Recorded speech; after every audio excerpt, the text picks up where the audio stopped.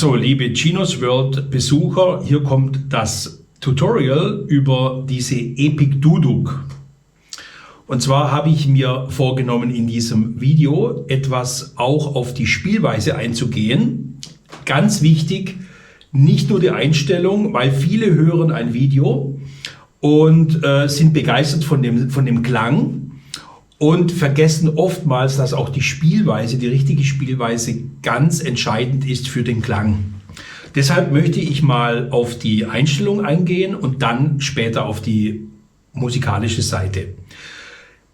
Ich habe jetzt bei diesem Video nicht den so perfekten Sound wie bei den Spielvideos, weil ich da direkt das Live-Gespielte direkt ins Genius aufnehme, über den Recording-Button und über diese MIDI-Quick-Funktion. Und anschließend mache ich davon dann ein Audio. Und deshalb klingt es natürlich wesentlich besser, wie jetzt über die Kamera, Mikrofone aufgenommene Sprache, beziehungsweise auch der Sound vom Genius. Aber es geht ja hier um die Erklärung. Das richtige Soundbeispiel haben wir ja auf YouTube. Okay, jetzt geht's los mit Registrierung Nummer 1. Genius stellt um auf Desert Adventure. In der rechten Hand diese Duduk-Flöte. Und in der linken Hand habe ich nun diesen Left Hold und in der linken Hand, den Left habe ich an und habe diesen Sound Hot Swell. Ja? Also auf Deutsch heiße Schwellung. Okay, ich starte den Akkord mit einem H-Moll-Akkord und habe jetzt die Möglichkeit, den mal eine Weile stehen zu lassen, beziehungsweise über Synchro-Start die Automatik, den Style dazu zu bringen. Man hört ihn jetzt natürlich nicht, weil ich habe ja hier die Lautstärke vom Style auf jetzt 0 in dem Fall. Ich drehe jetzt übrigens mit einem Schweller, ich habe immer beim Spielen einen Fußschweller dran und drehe den jetzt gerade runter. So, und jetzt das nächste Gimmick wäre folgendes. Ich habe auf die beiden Regler hier, auf die beiden Drehräder, habe ich den Cut-Off beim Style und den Cut-Off-Filter auf der linken Hand drauf. Um dieses Display zu erreichen, muss ich es nur betätigen. Also es muss nicht mit diesem Schalter umgeschaltet werden. Ich habe früher diesen Fehler bei Genius 1 gemacht. Ich habe dann immer diese Knob-Assign-Einstellung gewählt, was aber absolut nicht nötig ist. Es reicht, wenn ich den Schalter betätige oder beziehungsweise den Drehregler. So, ich stelle das wieder ein, ziehe den Style hoch, der H-Moll-Akkord läuft noch. Und jetzt gehe ich auf den Regler und ziehe den Cut-Off-Filter nach unten, auch so die linke Hand. So, klingt sehr interessant und geheimnisvoll. Und ich habe jetzt die Möglichkeit, auch die Drums übrigens, kommen jetzt so aus der Ferne. Dieser Cut-Off-Filter, ich stoppe noch mal ganz kurz, dieser Cut-Off-Filter macht übrigens nichts anderes wie ein Equalizer, der direkt praktisch die ganzen Höhen filtert. Und jetzt kommen nur noch ein paar Frequenzen durch, also eher die tiefen Frequenzen kommen durch und die hohen werden abgeschnitten. Ja? Ich starte den Style wieder und beginne mit wieder dem Hochdrehen der Filterresonanz.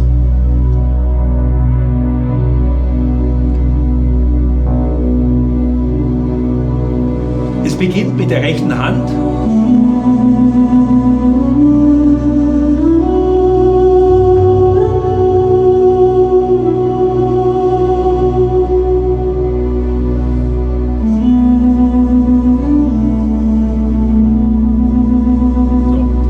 Kurze Erklärung dazu. Dazu mache ich jetzt nur mal die linke Hand an. Das heißt kein Style. Ich habe ja übrigens den Hold drin. Der Hold hält mir die linke Hand. Wenn ich den rausmache, muss ich die linke Hand ständig gedrückt halten. Kann auch sinnvoll sein, wenn das ein Spieler möchte. Ich habe jetzt den Hold drin, dass ich hier mit der linken Hand weg kann, um die Filterparameter zu benutzen. So, jetzt mal musikalisch. Was ich hier mache, ist praktisch eine H-Moll-Tonleiter. Ich habe hier den H-Moll-Akkord. normalerweise spiele ich ja von H bis H.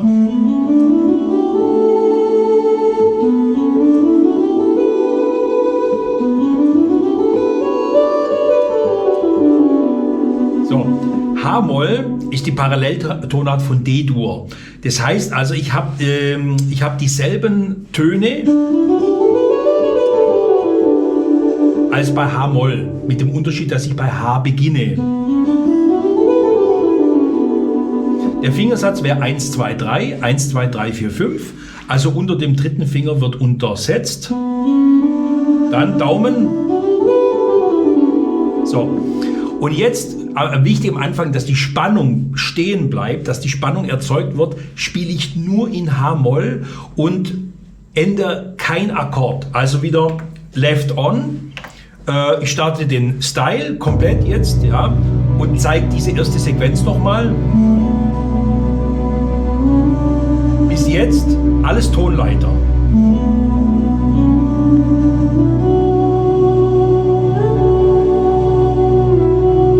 Nochmal demonstrieren. Alles auf der Leiter.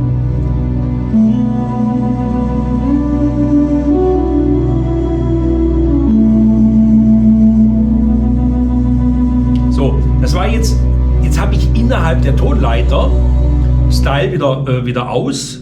Innerhalb der Tonleiter habe ich einen A-Dur-Akkord gespielt.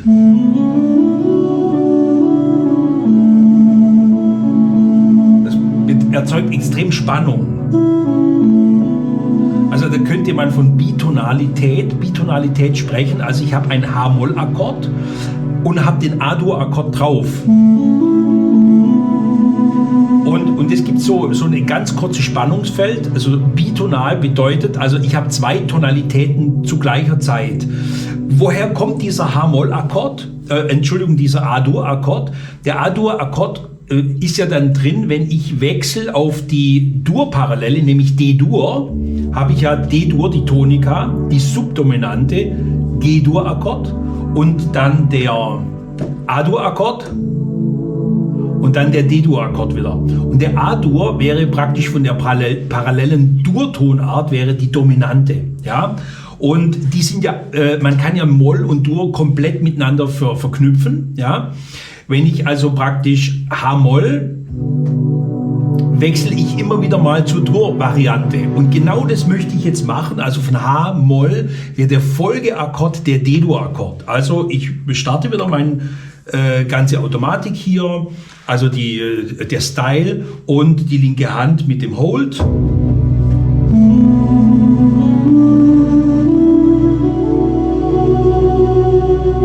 Nachdem ich eine Weile gespielt habe mit diesem H-Moll, lasst es stehen, dass dieses Spannungsfeld erzeugt wird und der Zuhörer jetzt das Gefühl hat, er braucht jetzt die Auflösung, löse ich das auf den D-Dur-Akkord auf.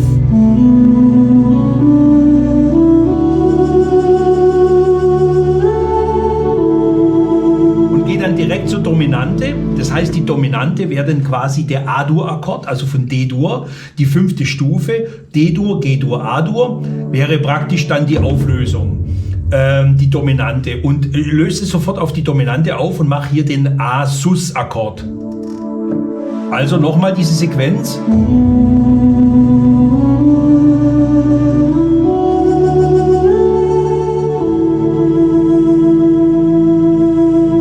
Jetzt weiter.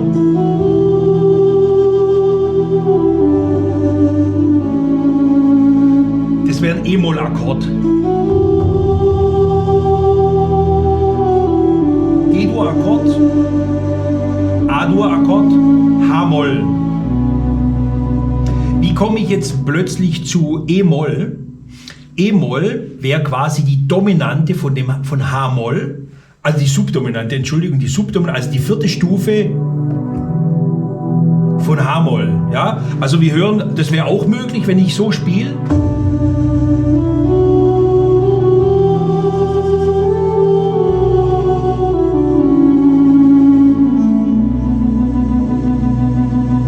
Ja, wäre auch möglich. Da ich ja immer wieder zur Parallele wechsle, wäre der E-Moll, wäre praktisch von D-Dur die subdominant Parallele. Also praktisch von dem G-Akkord, die Subdominante, wäre das der parallele Mollakkord. Der parallele Mollakkord sitzt ja immer eine Terz unter dem jeweiligen Akkord. Also wenn ich in D-Dur ist die Haupttonart und H-Moll liegt eine kleine Terz, 1, 2, 3 Halbtöne tiefer, also bin ich hier bei H-Moll. Ja? So, und das sind die Akkordmöglichkeiten, machen wir die mal kurz durch. Wäre praktisch H-Moll, G-Dur, dann Wechsel zu A-Dur und jetzt weiter zu E-Moll zum Beispiel. G-Dur, A Sus 4, Auflösung auf A-Dur, H-Moll. Jetzt habe ich hier natürlich zig Möglichkeiten der Varianten. Das muss man natürlich ausprobieren, wie diese Spannungsfelder entstehen. Es soll ja immer geheimnisvoll und sphärisch klingen.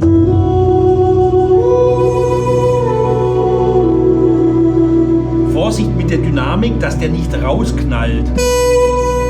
Wenn ich den zu stark betätige, dann knallt der so raus. Der echte Duduk-Spieler hätte das im Griff.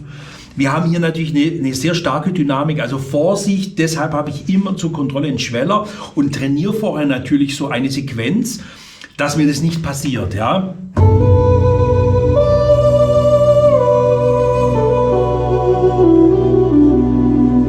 Ich bin rein in H-Moll.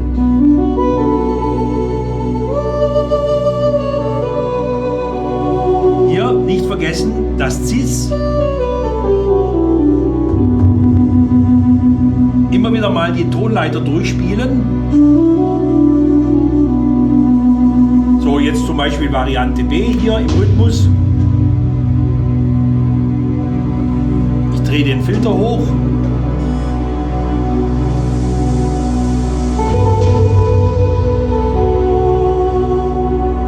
Registrationsschalter Nummer 2 bringt mich zu dieser Sitar.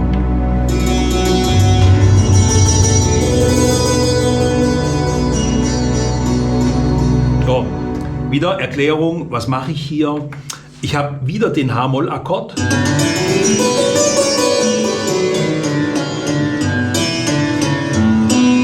Und spiele hier Repetitions, also Daumen und Mittelfinger.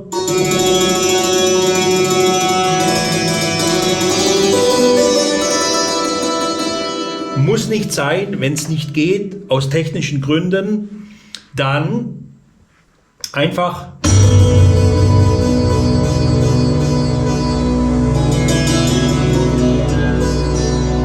wirkt genauso. Die Sprünge werden erzeugt durch das, ich kann mit der linken Hand nachhelfen. Ich habe wieder nur die Tonleiter.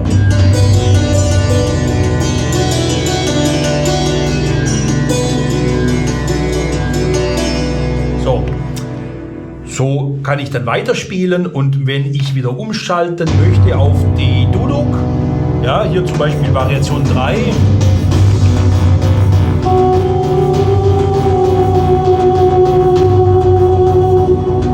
In der Automatik hört man dann diesen Synth-Ton, in der Begleitautomatik hört man dann den Synth-Ton, wenn man den Style-Cut-Off etwas hochzieht. Sehr interessant.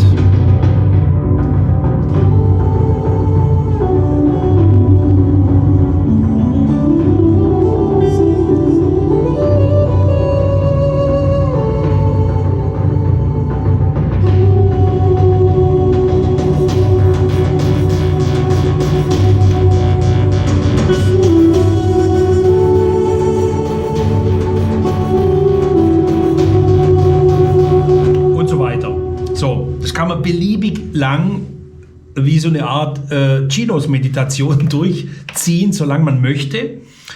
Und jetzt kommt noch last but not least zum Schluss dieser Nummer 3 und da wird der Style heißt TV Blockbuster und jetzt gehe ich in jetzt habe ich hier Ride 2 und Ride 3 aktiviert. Jetzt habe ich den Fis-Moll-Akkord. Fis-Moll wäre die Dominante, die Moll-Dominante vom H-Moll-Akkord. So, und jetzt, ja, mal ganz kurz, was mache ich hier? Ich habe den H-Moll-Akkord.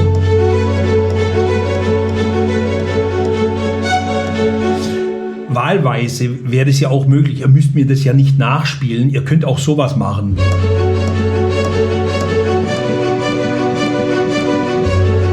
Also es wäre Fis-Moll, H-Moll, ja, zum Beispiel. Moment, ganz kurz, den Groove checken. Ich habe das natürlich, passt genau auf den Groove des Styles natürlich, ja.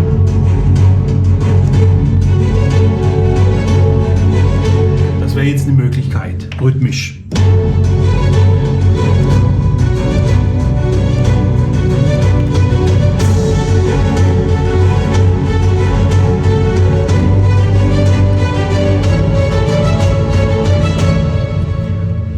Nochmal kurz die Akkorde durch. H-Moll, G-Dur, A-Dur, H-Moll.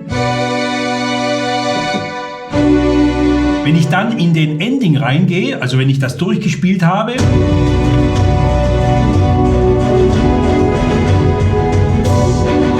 so, ganz kurz, was macht der Ending? Ich habe es auch vergessen, was der Ending macht, ganz kurz. Okay, er wechselt von H-Moll auf E-Dur, ja. Achtung.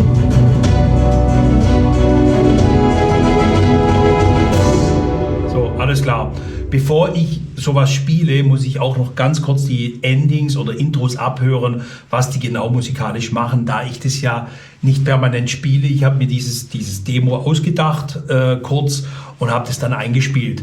So, um zu zeigen, was man mit so einem Style machen kann. Das wäre eigentlich jetzt so alles zu dem Style. Alles andere könnt ihr natürlich ausprobieren. Das Video immer wieder anschauen, wenn es zu schnell ging. Ich hoffe, ich habe es gut erklärt. Alle Anregungen oder weitere Anregungen gern in die Kommentare rein. Das nächste Demo liegt schon in der Pipeline. Vielen Dank fürs Besuchen auf meiner Seite und viel Spaß beim Chinos spielen.